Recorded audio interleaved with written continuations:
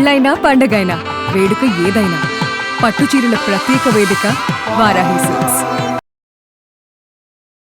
నమస్తే, welcome to Suman TV. నేను పద్మిని. ప్రస్తుతంతో పాటు ప్రముఖ ఆధ్యాత్మికవేత్త, ప్రముఖ న్యూమరాలజిస్ట్, లక్ష్మీ నరసింహస్వామి ఉపాసకులు శ్రీమతి స్రవంతి గారు ఉన్నారు. మాట్లాడదాం. నమస్తే అక్క. నమస్తే పద్మిని. వృక్షో రక్షతి రక్షిత అని అంటారు. వృక్షాలని మీరు అనేక మార్లు కూడా చెప్పున్నారు. మన ప్రాబ్లం ఏదైనా చెట్టుకు గనక చెప్తే డెఫినెట్ గా స్పందిస్తుంది, ప్రాబ్లమ్స్ తీరుతాయని కూడా చెప్తున్నారు. అది ఇంప్లిమెంట్ చేసిన వాళ్ళు కూడా అవునండి ఇట్లా అంటే వన్ ఆఫ్ ద పార్ట్స్ కదా నేచర్ లో.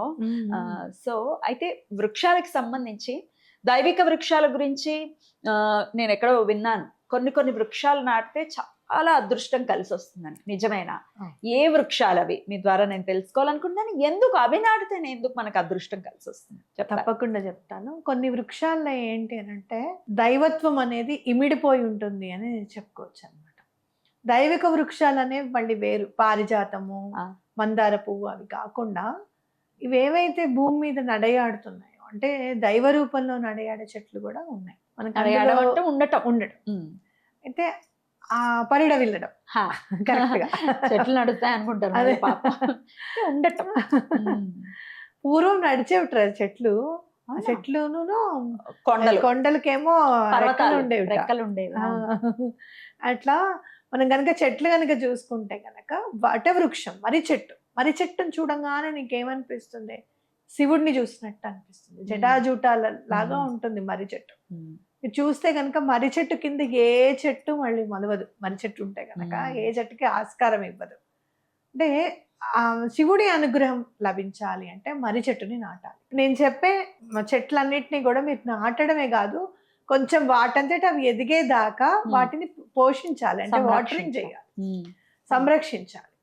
కాబట్టి నేను మొన్న చూశాను, రాజస్థాన్ లోట ఆడపిల్ల పుడితే ఊరి వాళ్ళందరూ కలిసి అమౌంట్ పోగు చేసుకొని ఆ పిల్లకి ఫిక్స్డ్ డిపాజిట్ వేస్తారట.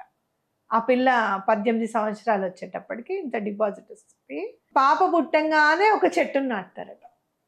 మళ్ళీ వాటిని అది 5-6 సంవత్సరాల వరకు ఖచ్చితంగా నీళ్లు పోయాల్సిన బాధ్యత కూడా నాటిన వాళ్ళదే. అడవి అయిందంట రాజస్థాన్. రాజస్థాన్ అంటేనే ఎడారి అసలు. అలాంటిది అక్కడ అడవి అయిందట మొత్తం. అమేజింగ్ అక్క. అసలు అక్కడ ఆడపిల్ల పుడితే అట ఎంతో సంబరాలట. అమ్మయ్య 18 ఏళ్ళ పిల్ల వచ్చేటప్పటికి మనకి ఇంకేం బెంగా ఉండదు, దానికంటూ ఒక ఫండ్ ఉంటుంది అని చెప్పే. అట్లా మనుషులు తీసుకునే నిర్ణయాల వల్ల చాలా మంచి జరుగుతుంది. అందుకే సనాతన ధర్మం కూడా చెట్లను నాటండి అని చెప్పింది. ఇలా చెట్ల పార్టీ అని చెప్పి చెన్నైలో ఉన్నారు ఒక ఆవిడ. ఆవిడకి పద్మశ్రీ అవార్డు కూడా వచ్చింది. ఆవిడకి చిన్నప్పుడే పిల్లలు లేరట, అందుకని చెట్లను నాటిందంట ఆవిడ. అలా ఆవిడ ఒక్కతే అడవిని తయారు చేసేసింది. అట్లా నాటి చెట్లని చిన్నపిల్లల్లా చూసుకుంటుందంట. చెట్లకి వెళ్ళి వాటరింగ్ చేసి. ఇప్పటికీ కూడా చెట్లతో అనుబంధం ఏర్పరచుకున్న వాళ్ళని చూడాలి. అవును, ఎంత ప్రేమో అవంటే. మీరు గమనించండి, గార్డెనింగ్ అంటే ఇంట్రెస్ట్ ఉన్న వాళ్ళందరూ కూడా చాలా సెన్సిటివ్ గా ఉంటారు. అయ్యో వీళ్ళని ఒక మాట అనకూడదు, మనం ఒక మాట పడకూడదు అన్న దాంట్లో ఉంటారు సైకాలజీ. అవునా? చెట్లను ఇష్టపడేవాళ్ళు. కాబట్టి మనం ఏం చేయాలి అని అంటే, ఇప్పుడు శివుడి అనుగ్రహం లభించాలి అంటే గనక వటవృక్షము అంటే మర్రి చెట్టుని నాటాలి. రాహుకి సంబంధించినవన్నీ కూడా తొలగిపోవాలి. మనకి ఆ బాధలన్నీ కూడా మనని ఎటువంటి ఇబ్బందులు పెట్టకూడదు. రాహు వల్ల మనకి మ్యాలిఫిక్ ఎఫెక్ట్స్ కాదు, మనకి మంచి ఎఫెక్ట్స్ రావాలి అని అనుకుంటే కనుక రావి చెట్టుని నాటాలి. రావి చెట్టు మొదల్లో కొంచెం పాలు పోయాలి, ఆర్థిక ఇబ్బందులు కూడా తొలగిపోతాయి.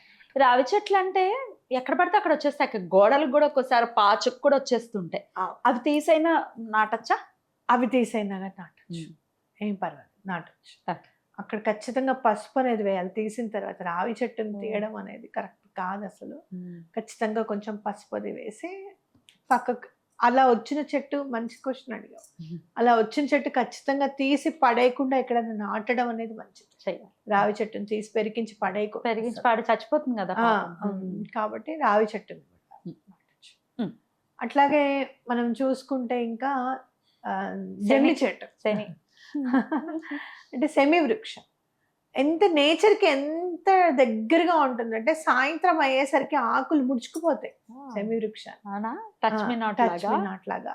ఈవినింగ్ అయ్యేటప్పటికి సూర్యాస్తమయం అవుతోంది అన్నప్పటికీ చెట్టు నిద్రపోతుంది అనమాట. అసలు ముట్టుకోకూడదు, అప్పుడు అంటుకోకూడదు, ఇలాంటివన్నీ ఉంటాయి. కాబట్టి శనికి సంబంధించినవి ఏమైనా బాధలు ఉంటాయి, శని మార్దశ ఉంది, లేదా ఏళ్ళనాటి శని ఉంది, లేకపోతే అష్టమ శని ఉంది, లేదా మా జాతకంలో శని దోషం ఉందండి, ఉన్న ప్లేస్లో ఆయన చాలా ఇబ్బంది పెట్టేస్తున్నాడు అని అనుకుంటే కనుక సెమి వృక్షం నాటాలి, చాలా మంచిది. అలాగే లక్ష్మీనారాయణని కొలవాలి మనం చక్కగా, వాళ్ళు ఉంటే మనకి అంత అండ ఉన్నట్టే. కాబట్టి ఉసిరి చెట్టుని నాటాలి. మీరు చక్కగా ఇంత పెద్ద అదేదన్నా కుండి తెచ్చుకొని ఉసిరి చెట్టుని పెట్టుకుంటే కూడా చాలా మంచిది. ఉసిరి చెట్టు కూడా నేను చూసాను, సాయంత్రం అయ్యేటప్పటికి కొంచెం దగ్గరగా అవుతుంది ఆకు. మరి సెమి వృక్షం అంత కాకపోయినా కొంచెం దగ్గరగా అవుతుంది అనమాట.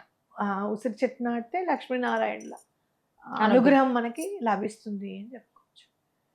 ఇంకా అసలు అందరి అనుగ్రహం లభించాలి, ఇటు రాముల వారి అనుగ్రహం లభించాలి, ఇటు రాముడి అనుగ్రహం లభించాలి, ఇటు మళ్ళీ శివుడి అనుగ్రహం లభించాలి, దత్తాత్రేయ స్వామి అనుగ్రహం లభించాలి అనుకుంటే మారేడు చెట్టుని గనక నాటితే చాలా మంచిది. అందరూ కూడా మారేడు ఫలాలు ఉంటే గనక చక్కగా కింద పడిన మారేడు ఫలాలు తెచ్చుకొని పూజ రూమ్ లో పెట్టుకుంటే అవి ఎండిపోతాయి. చక్కగా అలా పెడితే ఎండుతూ ఉంటాయి. వాటికి చక్కగా గంధం రాసి బొట్టు పెట్టి విభూది పెడితే కూడా చాలా మంచిది. ఫైనాన్షియల్ గా చాలా ముందుకు వస్తారు. నాకు 4 ఏళ్ల క్రితం ఇచ్చారు, ఇంకా ఉంది నా పూజ గదిలో.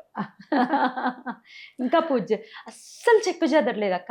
ప్రతి నెల నేను పులికాప్ చేస్తాను కదా, దాన్ని కూడా కడిగేస్తా, నీట్ గా తుడిచేసి కడిగేసి మామూలుగా బొట్టు పెడతా. అందుకే రామకృష్ణ పుట్టినట్టున్నాడు నీకు.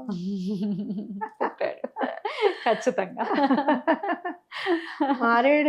మారేడు ఫలముల నుంచి శ్రీరామ శ్రీరామ అని వస్తుందట, జపం చేస్తుందట. అది రామ రామ రామ అని జపం చేస్తుంది. అందుకే శివుడికి అత్యంత ప్రీతిపాత్రమైన దళాలని చెప్పుకోవచ్చు అనిపిస్తుంది. లక్ష్మికి కూడా ఇష్టం అట కదా? చాలా ఇష్టం, లక్ష్మీదేవికి కూడా చాలా ఇష్టం మారేడు.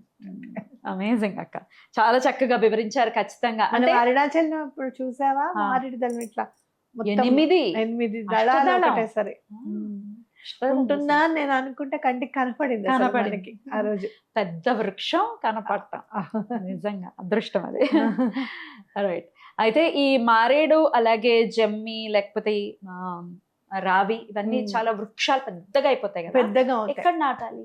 ఎక్కడైనా దూరం ప్లేస్ లో నాటడమే. మన ఇళ్ళలో ఎక్కడైనా దూరం ప్లేస్ లో నాటడం కూడా ఎందుకో. ఇప్పుడు చాలా దాన్ని ఏమంటారు, కాలనీస్ లో కూడా కొంచెం వైడన్ రోడ్స్ ఉంటాయి కనుక ఇటు కార్నర్ రోడ్స్ లలో ఉంటుంది చూస్తాం, అక్కడ కొంచెం ఎక్కువ ప్లేస్ ఉంటుంది, అక్కడ నాటచ్చు, తప్పేమీ లేదు.